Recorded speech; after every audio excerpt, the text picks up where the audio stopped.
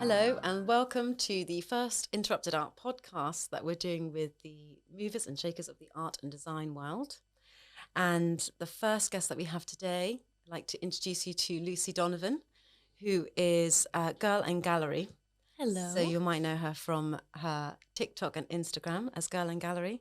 And she describes herself as an art enthusiast and a content creator. She's amassed over 80,000 followers on Instagram and has over 4 million likes on TikTok. And you're just an absolute social media powerhouse that's, genuinely changing the way that people enjoy and access art. So pleased to have you here. Thank you for having me. No, so pleased you could come. And I guess the first thing I want to ask is who is the girl behind Girl and Gallery? Well, hello, my name is Lucy, and I'm obsessed with art. That's, I guess, where it really comes from. Well, I guess to start, I'm from Boston in the U.S., so you may tell by my accent. Yeah. Growing up, I was always very creative in some senses. I don't think I would label myself an artist. Do love them, though. Always was in little art classes at school, would do art stuff on the weekends. My best friend, Hannah, who I grew up with, both of her parents are architects, so they were a very artistically minded family. And they had a craft room, and I do remember growing up doing a lot of stuff with Hannah, and she was the person who I went to a lot of museums with when I started to get a little bit older. The MFA in Boston, we would just go in the summer. And we found this hallway that we would just sit in. Like, we were in there for hours and hours and hours because her parents had the membership, so we had the hookup there. Yeah. And I think that's kind of where my love for it grew. Moved to New York after high school. The Whitney was my favorite place to go and wander around when I had nothing to do. So it's always been a love of mine, but it wasn't necessarily something that I intended on being my day to day, or as intertwined with my day to day as it is now. That kind of started when I moved to London, and I realized that the museums here are free, which is so fantastic because I can't say the same for that in Boston. No, it's wild. Every time I go to the US, I want to, go to, especially everything. in New York, you want to go to all of the galleries there, and it's. If you go from one to the other, you're spending hundreds of dollars. You're going to spend over $100 on it. I actually have a Museum of Fine Arts from Boston ticket still in my bag, and it fell out the other day, and I looked at it, and I just shook my head. It was $25. Yeah.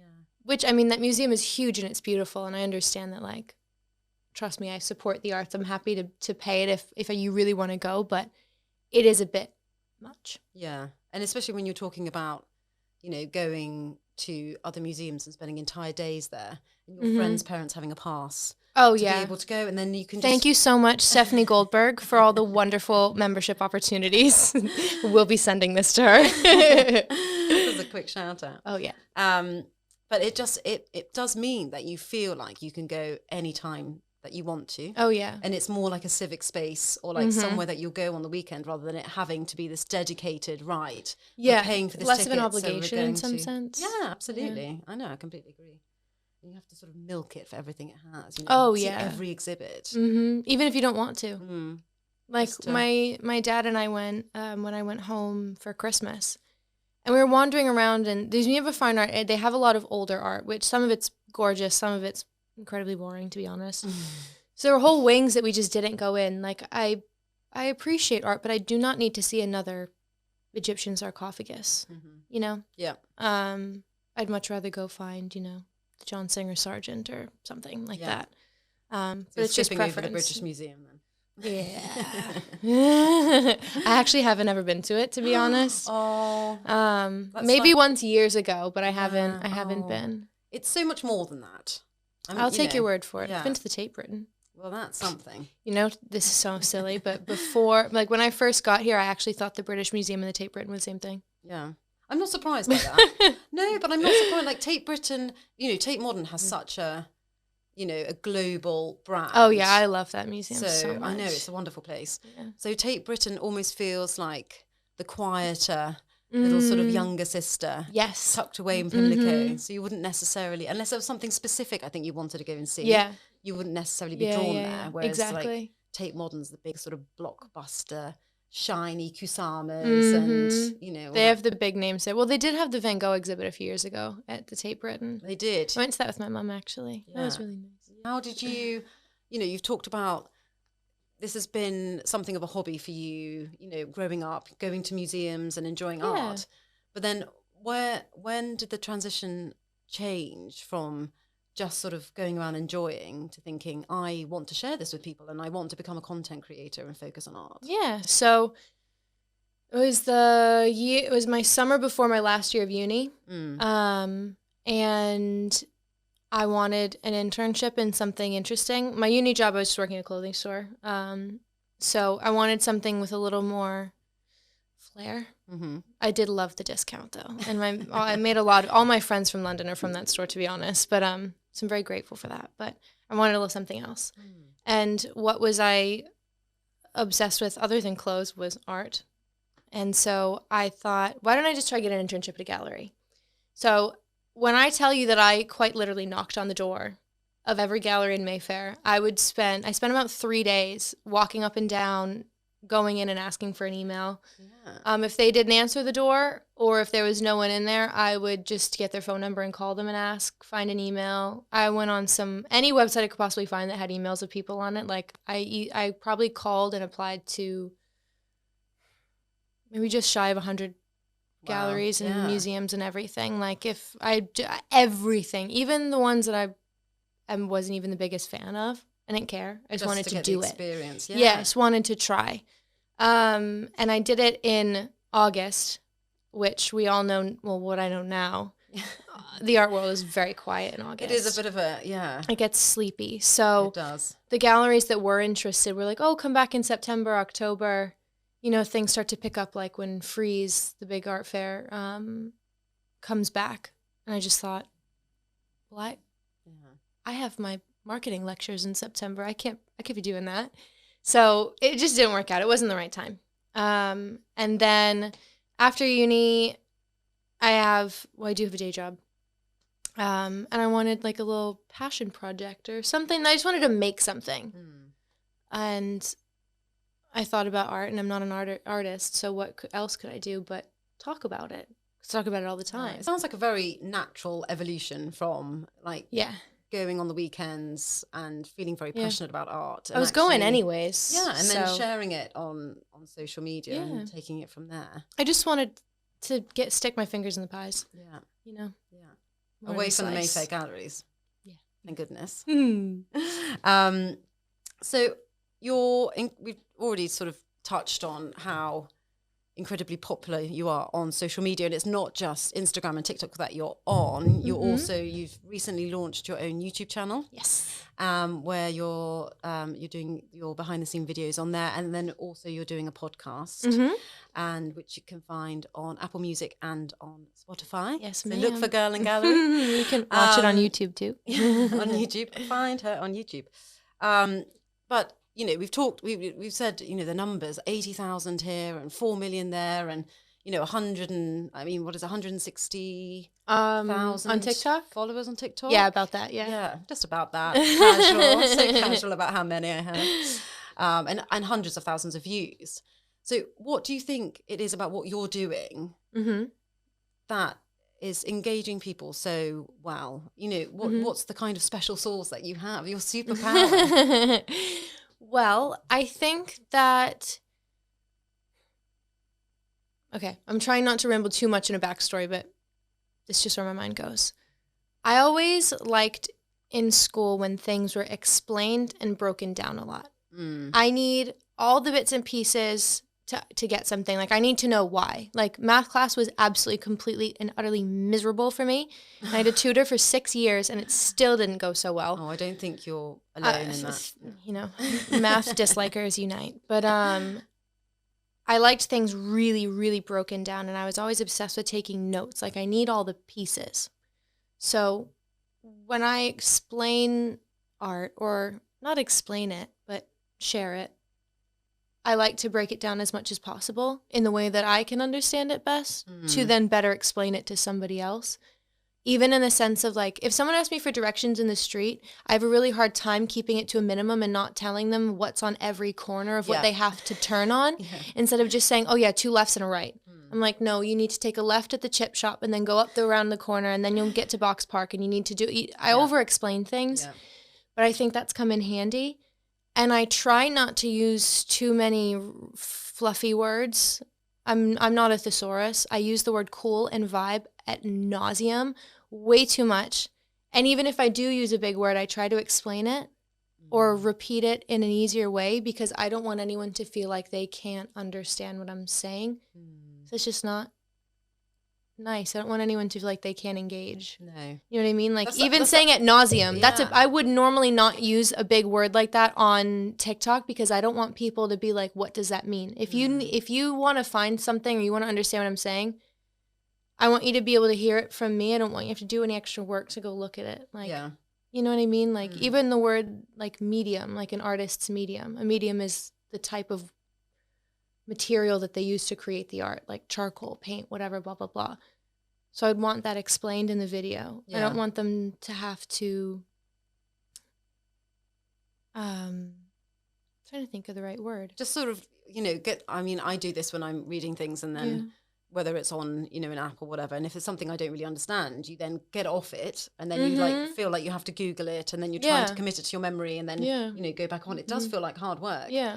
And I think that, we've spoken about this before, that with language, historic language to talk about art or describe art can be really difficult to... It's very poetic. It is poetic. It is. This sort of, gorgeous language, which I think is valuable in the way, when you're talking about music or you're talking about architecture, there's a certain language with which you can communicate to an artist or a curator.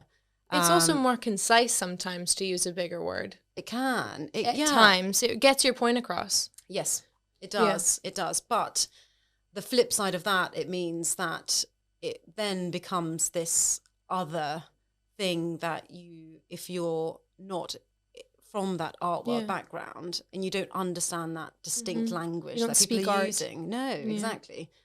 Then it can be very exclusionary. You feel like it's not for you. And I think what you're doing, is the complete opposite of that. You can go into different galleries, institutions and Mayfair galleries and things like that. And if they have any explainer, sometimes they don't at all.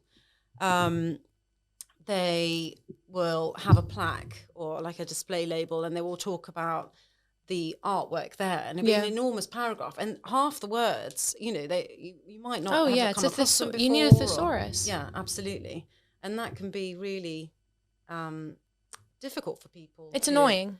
It's annoying. Like to be honest, I do love listening to people talk about art and use all these words that are just so like floral almost. They sound like these big floral arrangements. They're so grand, but I don't think that's helpful to people that don't care. They just want to know what it's about. Yeah. You don't need all that. And I think with, thinking about the art world generally, it can feel like a very exclusive place. And I mean, that's exactly that's the polar opposite of what you're doing. That's the opposite of what we're doing. It's very much that, you want to present art as something to It is enjoy. For everybody. Yeah. It was made to be seen. It's on a wall to look at. Yeah. It's not in a closet. Unless it's an NFT, and we'll get onto that later, goodness, I'm sure. Yes. You can't talk about art without talking about an NFT. But so do you, considering what you do and how you do it, do you think that the art world or institutions might have a bit of a problem with accessibility? At times, I think so. I think it depends on. I think it depends. It's subjective. I think that some galleries are really great about it, and some need to do better. Yeah, I agree. But at the same time, that being said, I don't think it's my responsibility to change their mind. I think that it's just going to happen. Like, I'm not trying to convince. I want people to feel I'm more trying to remind people that they have a right to be where they want to go. I have been in situations in the art world where I am a little bit like, oh, I kind of feel like I got to stand up a little bit straighter. Like it can be a little intimidating, but at the same time, it's more of like, it's just not necessary to feel intimidated because we're all people at the end of the day. Yeah. Like, you don't need to feel intimidated. No. Because if it wasn't meant to be seen, the door would not be unlocked. They would not have public opening times, and there would not be on a wall with a spotlight on it and a description for you to read to learn about it. Yeah. You know what I mean? So it's just silly. You have a right to go. It is, absolutely. And everyone should feel like that. Mm-hmm. But they don't have to go. No. Because you are giving them the behind the scenes tours. And, you know, you're finding all these amazing contemporary exciting artists and going behind the scenes of institutions that people wouldn't necessarily go to, so auction houses and things like that. So, you know, it's all access from your home when you're going onto your channels and things like that. I hope so. Yeah. Yeah, no, I love it. I love it. I love, you know, I don't need to leave my house to go to Sotheby's. You know, Sotheby's, those galleries are all open though. I know. All those galleries are completely public. They have a coffee shop for a reason. They want people to come in and see it. They do. I think it's one of those places that you wouldn't, because it's an auction house. Yeah, I didn't know until. Yeah, you wouldn't necessarily think to go there, even though they have the most amazing collections and displays. Oh, yeah. No, the first time I went to Sotheby's was I was doing something with TikTok at Sotheby's for this exhibit of crowns. It was for the Queen's Jubilee. Oh, wow. And it was, I had to be invited to realize that it was open. And ever since then, like, I'll pop in if it looks nice. Like, there's no, they call them private galleries, but they're privately owned. Yeah. Not private to a select group. But it's perceived as I think sometimes they want that too. Yeah, it gives them that prestige, doesn't it? And and also I guess mystery that exactly surrounds art. And at the end of the day, like it's not lost on me that it is a business, and I respect that. Like you own a business, you got to do what you got to do, but you don't need to make people feel like they don't belong to do what you got to do. Yeah. And I mean that in more of like we understand that. Like things like scarcity and economics and blah, blah, blah. Like the reason that artists' work gets more valuable when they pass away is because there's never going to be another one. And that's not necessarily art world mist as much as it is like basic like econ. But they make mist around it to drive that up, and then it kind of takes a whole other side of the art world that's not necessarily me. I'm just obsessed with it in the visual and story sense. Like it goes up that way as well. But I don't know. That's not my circus, not my monkeys. No. You know. Yeah. So it is what it is. But you don't need to. For people that love art, you don't need to involve yourself in that to appreciate it. Like Phillips Auction House, those big, huge windows that just make you want to look in. You can go in. They're public galleries for a reason. They have a huge public gallery space. It's beautiful. They have 3 floors of public gallery space. It's awesome. So, yeah, I love it. So you're encouraging people to take the plunge. Yes, absolutely. Like you have a right, of course. And that's like another side, I guess, of like my socials is that I want you to see it and get excited and like understand how cool it is so that you get so giddy and you go as well. Yeah. You know? Absolutely. So it's like, I want people to go out there and experience it as well, because like with like a Rothko painting, online, they look like peanut butter toast. They do. They look like jam and peanut butter on toast. They do. in dark lighting. Exactly. You feel like you're going to, they've moved, the Rothko paintings that were in Tate Modern, they've, I think a year or a year and a half ago, they moved them to Tate Britain. And they put them in a room right next to the Turners. They go into the wing there. And it's almost, like you could bump into them. That's how it feels. Where they're huge, but you feel like you can walk through them almost. It's weird. And you would never get that online. No, you wouldn't. and it's the scale as well. But I completely see what you mean by peanut butter toast, because the images, they feel flat, don't they? Yep. But oh my God, that's so fun. I've never heard anyone talk about Roscoe and peanut butter toast. They look like bread with jam spread perfectly in a misty circle. I mean square. Yeah, you're right. Completely right. Yeah, you do have to see art in the flesh, and I really, really believe that. And it can be, I mean, you've already mentioned about how it can be incredibly emotional. It can really impact you, and especially when you talk to artists, like contemporary artists, as well. So Shemaya Khan, who's an interrupted art artist, you've interviewed her. Yeah. And I know that in your interview, you talk about her work and whether, do you want people to sort of know all about it, or do you want them to figure it out for themselves? And she's torn when she gives that answer, because she's like, I want them to kind of know a bit about it, but actually what I really want as an artist is for them to feel something, to be moved by the artwork. And, it's great to see artworks on websites and Instagram or TikTok, whatever, but it is a completely different experience when you go and see something in the flesh, or you have something in your home. You can, it's more visceral. You can see the texture. You can you see the color with your eyes, not and the lumps in the paint. Yeah, exactly. You're not seeing this interpretation of the color through a screen. And I just think it's one of those things. I think it's so great that you're using your channels to encourage people to enjoy art. So it was meant to. That's what it's meant for. Yeah, absolutely. I'm sure most artists don't make their work not to be seen. Yeah, and not to be enjoyed. They're not hiding it away. Well, no, some of them might. Some people might, but how would we know? It's like if a tree falls in a forest, does it make a sound? It's like if an artist paints a painting and puts it in a closet, you're not going to know about it. No. There's this, so we were talking earlier about how we're very bad with names, and there's this photographer who I'll have to look up, who was a nanny in America. Oh. And she, see, this Vivian. What is her name? Oh, yeah, Vivian. I have her on my Instagram. I will look her up. I know exactly who you mean. Yeah. He was a nanny and would take these amazing photographs and didn't show them to anyone. Yes! And kept them forever. And they only... Is it Vivian Mayer? Is it? It's definitely Vivian. Yes. It could be. It has to be an M. We'll look it up. But yes, I love her.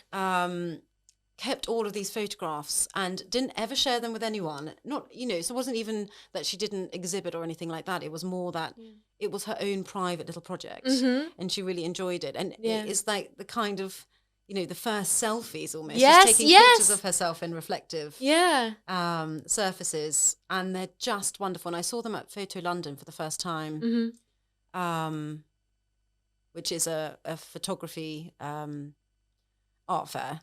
Held at Somerset House, and I mean, it must have been like 4 or 5 years ago now, and they're just so great. But she's exactly the kind of artist that hid them away, and then they were discovered once she'd passed away. Yeah, wasn't she taking those in like the 40s or something? Like they're quite old, but I guess that's another thing that I always like. I'm really big on trying to, I guess, remind people about art is like the context of it. Sometimes is what makes it a bigger deal. Couldn't agree more. Yeah.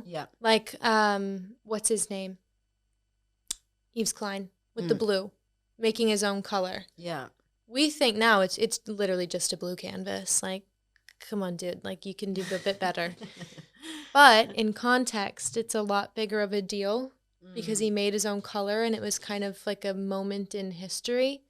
That's why Yves Klein is Yves Klein, because it was something more than just the canvas that made the canvas important. Yeah. If that makes sense. That's our like physical evidence of it. Yeah. That's why it's important. Yeah. And you could easily just look at that and think, well, I mean, I could go to the paint shop and paint my wall and it's the same thing. But it's the background information. Exactly. Which really changes your point of view, and it can be, it can be the kind of context of it or the social history of it. Yeah. But I also think what really, for me, makes me appreciate art. So even if sometimes you can see an artwork and you look at it and you have this instant emotional response to it. You just like it. Yeah. But then there'll be other paintings or other types of art where you look at them and you're like, okay. Yeah. I mean, it's nice, but Yeah. I'm not so sure about it. Yeah. But if you know a little bit more about the artist, why they're doing it, how they've made it, how they've, composed it and all that kind of stuff, you at least gain a bit more of an appreciation for the artwork. Yeah. It's not necessarily just like, oh my God, I love it, it's so beautiful. Exactly. You can really get an appreciation for the craft. Yeah, you get it. And the you don't have to talent like it, but it. you get it. Yeah. And that's really, really important. And it's funny because some people do say like, oh, so like I get this comment on some of my videos like, oh, that looks so easy. My child could have done it. Oh. Like, okay, sure. Like you could have done it, but did you?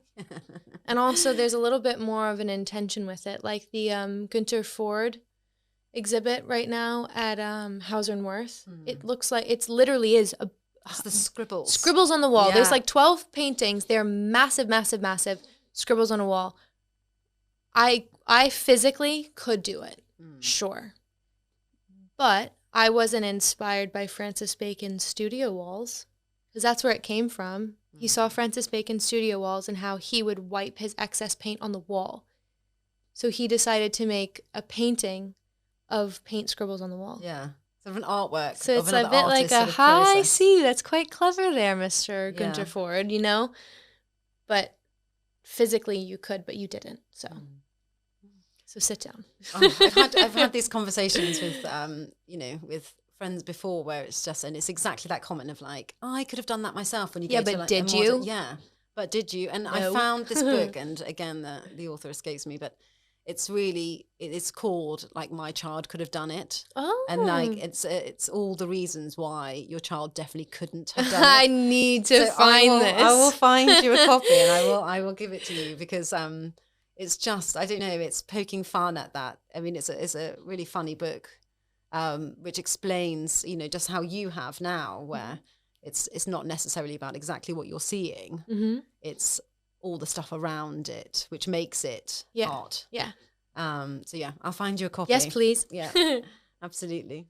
So I also wanted to talk about what do we think the future looks like in terms of art, like enjoying art and access to art, because I guess historically, we've already talked about institutions and they really have dominated that space, which has been great because especially in the context of the UK, where museums are free to go to, it's opened up access to anyone that wants to go and experience art. And then I guess in the last few years we've had so many art fairs. I mean, it's art fair after art fair at the moment. They're really becoming really popular. Loaded us up. I know, but that space is really becoming crowded. And where do we go from there? I mean, there's websites that you can like browse artists and stuff like that, but what do you think the future of enjoying and accessing art's going to be?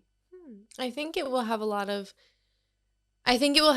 to do with experiences. I think that we're seeing that a lot with like the immersive things. I think some of them, I think they're cool, I think they're fun, but there's a balance that you kind of got to find if you were to be creating one, to where it's not like same. There's one actually in Marble Arch right now called Frameless. That was really cool because it's very visual and it's moving and there's music and stuff. So that was like one of the first ones of those immersive things that I saw that was really cool. But we can look at things like Yayoi Kusama's Obliteration Room, things like that. Like I think people want to interact when they're outside of their house. They want to be able to do something and partake in it. So I think that's really, we're going to keep seeing that. I think it's also going to have a lot to do with the home and a lot more of like a personal connection with the artist.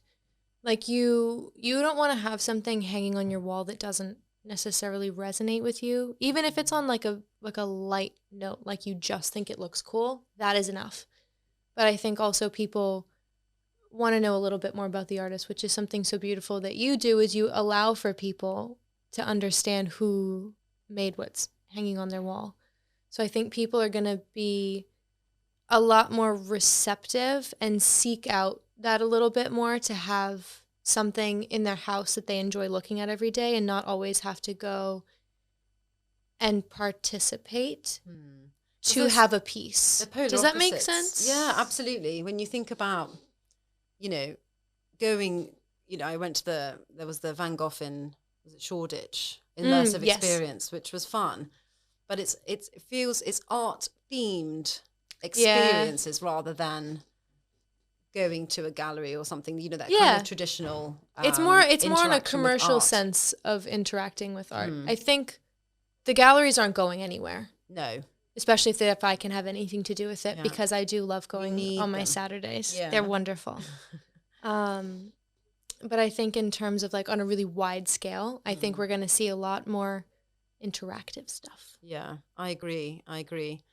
But then I guess on the other side of the coin is then the home piece that you mentioned as well. So it's that kind of going out and having an experience. Yeah. Or you want to really get something when you leave. Yeah.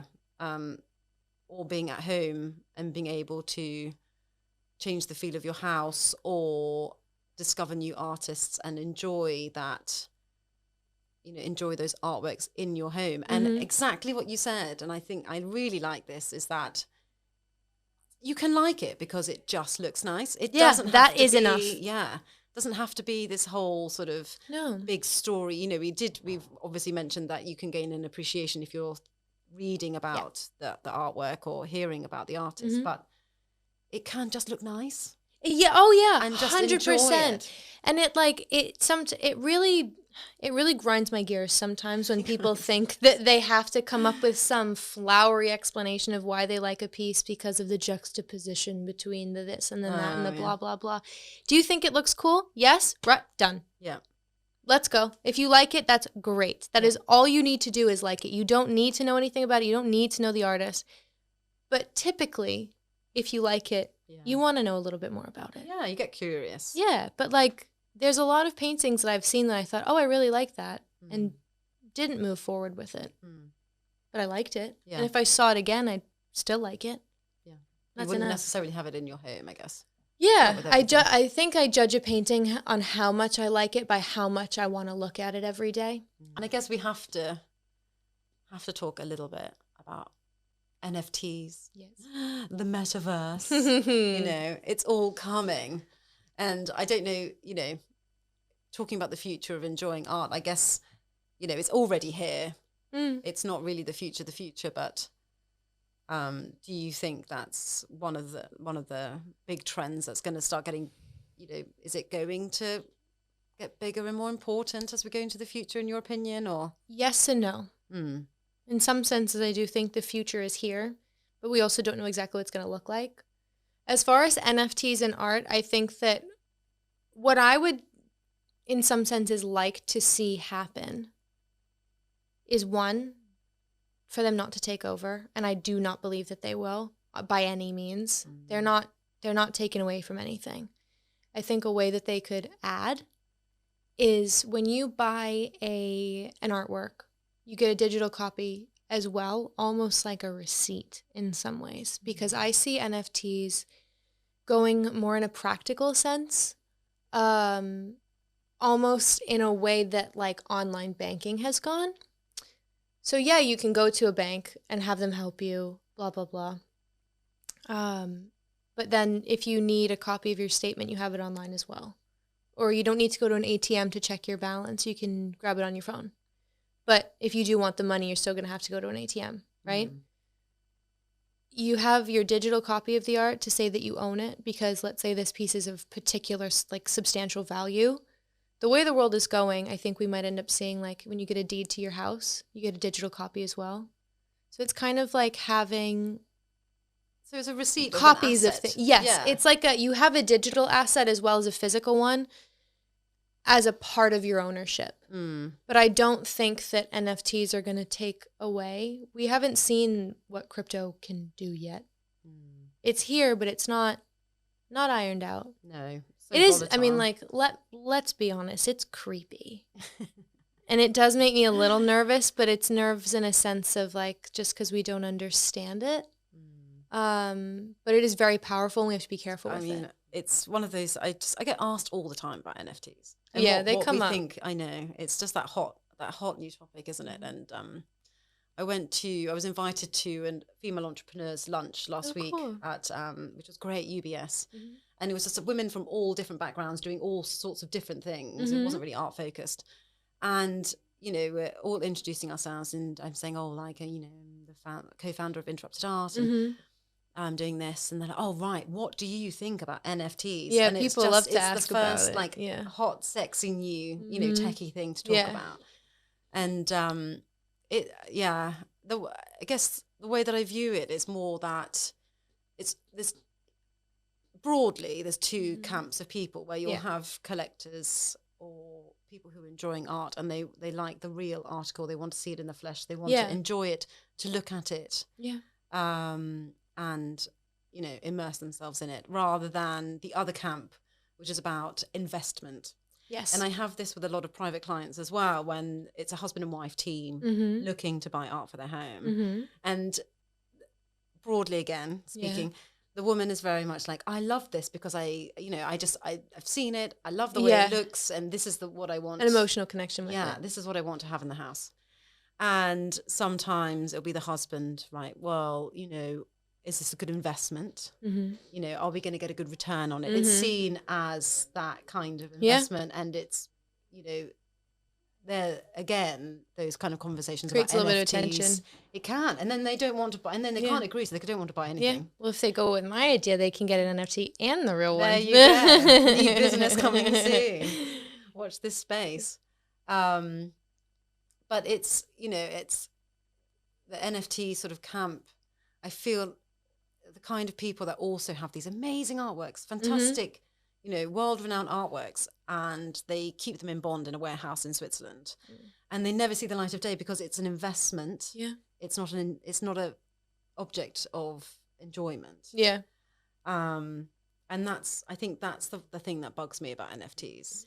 I also wanted to ask you about how you discover artists, because your third episode of your podcast has recently come out. Yes. And you go to artist studios or you'll go to particular exhibitions, but you find, I'm interested in the way that you pick those artists to follow or you pick those exhibitions to go to.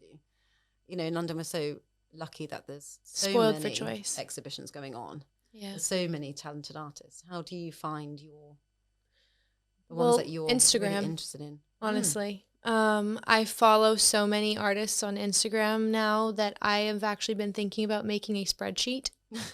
I'm not even kidding. A spreadsheet with their name, a little blurb of what I think about it, and like a picture of one of their artworks to keep track of it. Because if I'm making a video about something and I just can't remember their name for the life of me, but I think their art's amazing, I just dig through Instagram. Yeah. Trying to find it again. Yeah. Follow a lot of galleries. Sometimes I'll just look up a gallery that I like and see what's coming. But yeah, honestly, Instagram. Something that's very close to my heart, which is art in the home. Of course. And enjoying it from the comfort of your sofa. We talked a little bit about what artworks you have in your home. Yeah. What's your favourite artwork that you have hung? In my house? In your house, yeah. Or it doesn't have to be one. It might, Well, the first one that pops into my mind. Yeah, thank you. That's much better. The first one pops into my mind is the big flower one that I have near my couch. It's by this artist, Natalie Lewis. And once again, I like it partially because it's really pretty and also because the story of it. When I moved into my new apartment, the one that I live in now, it was the first thing I did before I even unpacked my boxes was put that painting up. Because then it felt like I was at home. Because it was a little bit I don't want to get dramatic, but moving out of my previous apartment was a little traumatic because I loved it so much. I didn't want to leave. Yeah. But they raised my rent, so I had to go. They do that, those landlords. Know. So I had to go. Fair enough. And my new apartment was quite a lot smaller and, no more COVID pricing. So I had to really dig. Anyways, I really like it now. I'm very happy with it. Very nice landlord, so can't complain. But once I put that painting up, I kind of settled, and it was familiar. You know what I mean? It's like your artworks are kind of like your friend. Yeah. I have a Matisse. It's Matisse's Blue Nude too, but it's just a print. And I named it Jenny, and that was on my wall for a really long time. So every once in a while, I'm just like, it's my friend Jenny that lives on my wall. Yeah. She's my friend. Yeah. And I can say hi to her if I want to. So it's like, oh, this makes me sound so silly, but it's like you're alone, but you're never really alone because you're surrounded by something that makes you feel comforted. Yeah. You know? I know, I completely agree. I do think that, you know, artworks can make your flat or your house feel like a home. Oh, yeah. It's something nesting. that, yeah, it's your personal connection with them. And then when they move from like space to space or place to place, it's, you know, it's a part of you that's going along with it. 100%. It Yeah. can completely change the feel of a room, I think, and the feel of an apartment. Oh, yeah. And like I got that painting, the one by Natalie, when I was in uni still. And I remember telling my friends at school, and they were just like, why are you buying a painting when you're 21 and you're going to move a lot? And I'm like, well, they can move with you. Yeah. You can wrap them up a little stuck bit. to the wall. No, and it was actually fairly light. Yeah. So I'm pretty sure my box of shoes is heavier and more cumbersome to move. Oh my God. I can imagine you with like a huge bag, like suitcase You of have shoes and an no artwork under your arm. idea how many boxes of clothes I brought with me. I had 6 like standing boxes of stuff. I'm a hoarder. Yeah. I refuse to get rid of anything. I'm terrible. You'll never know when you need them. No, of course not. And like I remember when I went on vacation once, and it was when I had just moved, and I was so mad that I didn't have this one pair of pants with me because it would have been perfect. And I was just like, this is why I keep everything. You learned your lesson. Yes, the hard way. So do you ever, you know, move your artworks around to make your room feel different? Or like once they're up, they're just there and that's where they belong? So far, they're up and they're going to stay there. With interrupted art, that's been new for me to have a new refresh with a new painting. So like when I had Shemaya's in there, it was a very different vibe because I found that painting very emotional. But the one that I have in there now with Philip Carter. Yeah. Right. I know someone with a very similar name, so I was about to say his. And that one, the colors in it match very well with the flower painting. So it's been a change. So part of me is just like making me want to rearrange my art as well, because without having to move my furniture, I can have a completely different feel in the room. Yeah. So it really does impact you. Like that's not even that's not a debate. Yeah. It will change everything about how you feel, and you are completely in control of it, so it can be what you want it to be. Yeah. It's like when you move, you know, when you've been in a house or an apartment for a really long time, and then you suddenly think, right, I'm going to move the sofa to the other side of the room or whatever it is. And then suddenly you feel you have to vacuum because there's a bunch of dust under there. You find that pen that you were looking for in the nearing back that you couldn't find for years. But it does make it feel completely different. Yeah. And I do think I do that with my home. I move art around quite often. And it will just make a space feel, you know, from like a dark, moody painting to a really bright, you know, abstract acrylic or whatever it is. It just... It transforms the space. 100%. And last but not least, yes, ma'am. What's your favorite exhibition? It can be a recent one, or it can be ever. You know, what's the best exhibition you've ever been to? Ever in life. Yeah. Well, one that comes to mind is, and it's funny I say this because it was an experience rather than an actual painting, but it was Olafur Eliasson at the Tate a few years ago. Yes, at Tate Modern. With the Mist Room. Yes. I really, really, really loved that. I wasn't a fan of that one. I like spinny rides, and I think that goes a lot with like disorientation. Like I don't mind getting swirled around a little bit. No, I'm the opposite. Get me off this roller coaster. I think that's why it was wonderfully done, but disorientating, and I think I just couldn't handle that. Yeah, no, I understand that. I went with my mom as well, and she refused to go in, so I went for a second time by myself. But and then I guess on that same breath, I'm going to be in Paris in a few weeks, and James Turrell is at Gagosian in there. And I'm so pumped. And I think what's cool about his work is like you experience it, but it is just on a wall at the same time. So it's kind of like a painting experience or whatever. I'm looking forward to seeing that in your That'd be really cool. Instagram, Watch TikTok, this space. YouTube. Yeah. Well, thank you so much, Lucy. Thank you for spending the having time me. with Of course, Interrupted this was Art very today. fun. It's First been time really being on fun. the other side. There you go. And look forward to seeing more of what you're seeing when it comes to art. Thank you for having me.